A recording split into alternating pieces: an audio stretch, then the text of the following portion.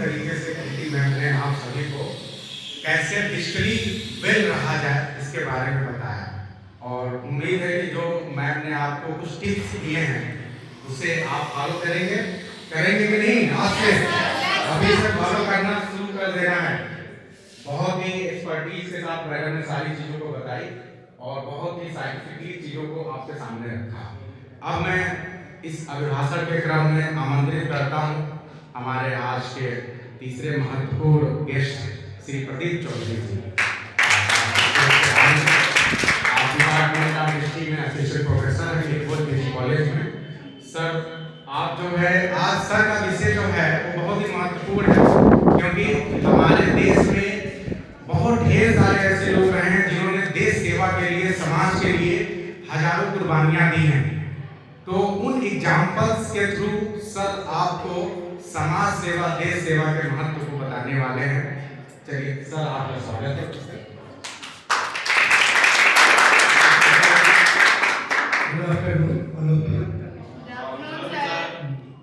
सबसे पहले आज मुझे इतने मेरा लेक्चर कल था, लेकिन मेरे रिक्वेस्ट करने पर शैलेंद्र सर ने आज किया, तो मैं आपका धन्यवाद करता हूँ।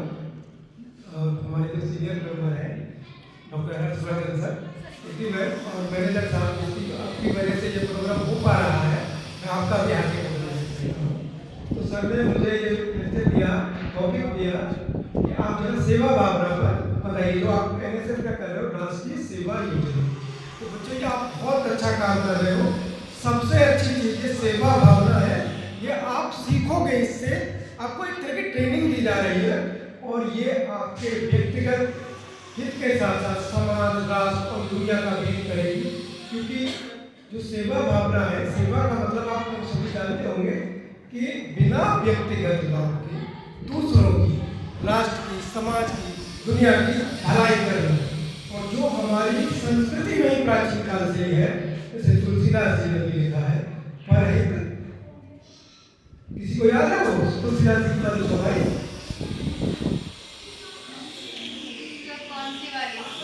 परहित वाली बोले, सेवा भावना हुई होगी, करत करत अभ्यास के ऐसा कुछ पढ़े नहीं बेटा, किसी को रामायण किसी ने नहीं पढ़ी है? उन्होंने जो बोला है कि रामचरितमानस में लिखा है, अब मुझे एग्जैक्टली उसमें नहीं याद आ रहा है, कि दूसरों की भलाई करने से ज़्यादा अच्छी चीज़ कोई नहीं है, और दूसरों को दुख देने से ज़्यादा बड़ा कोई पाप नहीं है। तो ये तुलसीदास जी ने भी कहा है। और हमारे प्राचीन काल से महात्मा बुद्ध हो, महावीर स्वामी हो, आधुनिक काल में महात्मा गांधी हो, और जो राष्ट्र निर्माण सेवा एक ही प्रकार की नहीं होती है। जैसे राष्ट्र सेवा कई तरह से हो सकती है, तन से भी हो सकती है, जैसे आप लोग हमें तो तन से कर रहे हैं, मन से होती है, अपना विचार लिख रहा है, और धन से भी होती है। तो इससे हमें मिलेगा कि हम क्यों कर रहे हैं। आज की दुनिया में जैसे एक साइमन, एक स्कॉलर है, उन्होंने कहा व्यक्तिगत खुशी के 4-5 फायदा होते हैं। तो उनमें जो आनंद है, दूसरों की भलाई, अपने लिए तो सब लोग जीते हैं, वो एक व्यक्तिगत चरम सुख मिलता है, तो आनंद, जैसे सुख तो हम अपने लिए जो कार्य करते हैं उसमें मिलता है, लेकिन आप जो गाँव में जाओगे, नुक्कड़ नाटक करोगे, उससे आपको आनंद मिलेगा। आप किसी राह चलते बुढ़े आदमी को रास्ता ही पार करा दो, आपका कुछ नहीं कर, देखो कितनी शांति अनुभूति मिलेगी, और वो लोग पैसे से मिल सकती है। यही सेवा भावना है।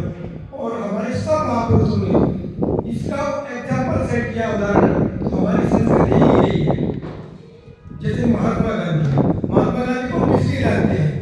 ज़्यादातर जानते सत्य और अहिंसा, लेकिन उससे ज़्यादा बड़ा काम महात्मा गांधी के जो जन सेवा थी, परे जो उन्होंने गाँव में जा के सफाई अभियान चलाया, स्वच्छता अभियान चलाया, हिंदू मुस्लिम एकता पर जोर दिया, और अस्पृश्यता, जो दलित लोग थे उनको हरिजन नाम सबसे पहले महात्मा गांधी ने ही दिया, और उन्हें समाज की मुख्यधारा में शामिल किया।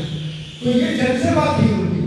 अब एक जनसेवा सुभाष चंद्र बोस की भी थी, उन्होंने भारतीय राष्ट्रीय सेना बनाई और आज़ादी के लिए अपने प्राण दिया और लोगों को प्रेरित किया।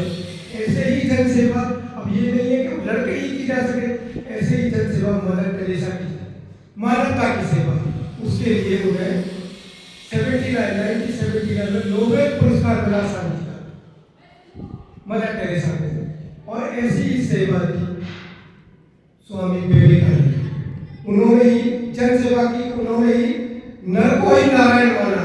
आज भी उनका जो है रामकृष्ण मिशन आज भी गरीबी, अशिक्षा, स्वास्थ्य के क्षेत्र में वो बहुत अच्छा काम कर रहे हैं।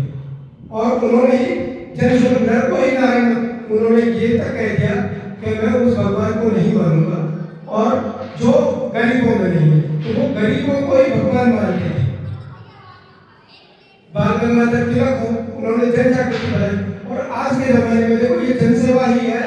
अन्ना हजारे का नाम आप सबने सुना होगा।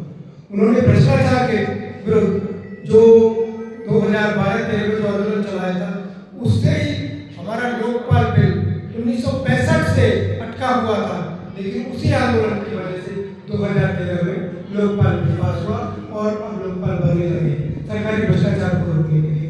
ऐसे ही एक NGO है प्रथम इंटरनेशनल, वो शिक्षा के क्षेत्र में क्या प्रगति हुई है उसकी रिपोर्ट मंजर, और गवर्नमेंट ऑफ इंडिया भी उस अपने डाटा को न मान के उसकी रिपोर्ट को महत्वपूर्ण मान के उस पर कमेटी बनाती है, योजना चलाती है। वो इतनी ऑथेंटिक और इतनी सही और ग्राउंड लेवल पर तो वो भी मानवता की सेवा कर रहे हैं। ऐसे ही सरदार पटेल जब देश आजाद हुआ था, मानवता की सेवा भावना एक ही तरह की नहीं कि आप पैसे की दो, झाड़ू लगाओ गाँव में, हर तरह से हो सकती है, तन से मन से। अब जैसे वो भी देश सेवा ही है। सरदार पटेल ने जब हमारा देश आजाद हुआ था तो भारत जो आज आप भारत देखते हैं उसमें से केवल 11 प्रांत की हमें स्वतंत्रता मिली थी। उसके अंदर छोटे छोटे पॉकेट 562 रियासतें थी, उनको मिलाना और एक संपूर्ण भारत का निर्माण करना बहुत ही दुष्कर कार्य था। और उन्होंने अपनी कूटनीति से पूरे भारत को एक कर दिया, तो वो भी एक तरह की देश सेवा ही थी। आज हम जो भारत का जो नक्शा देख रहे हैं, अगर वल्लभ भाई पटेल नहीं होते सरदार तो ये नक्शा नहीं होता। इसी के लौह पुरुष, ये बहुत कठिन काम था उन राजाओं को, रजवाड़ों को मनाना कि आप भारत में रह लीजिए। और उधर पाकिस्तान भी चाहता था कि ये हमें मिल जाए।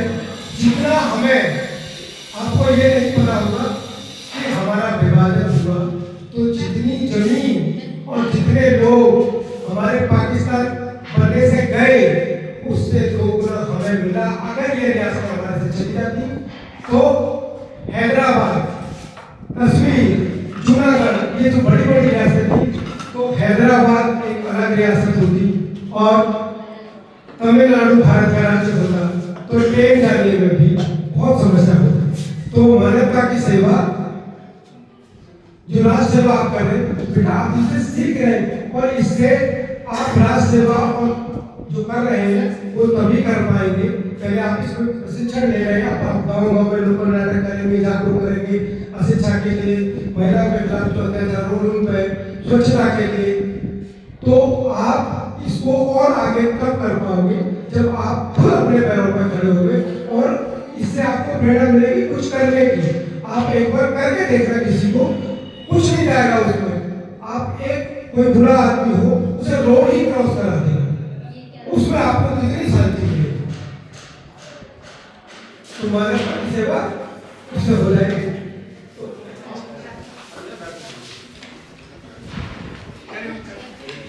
तो आपको ये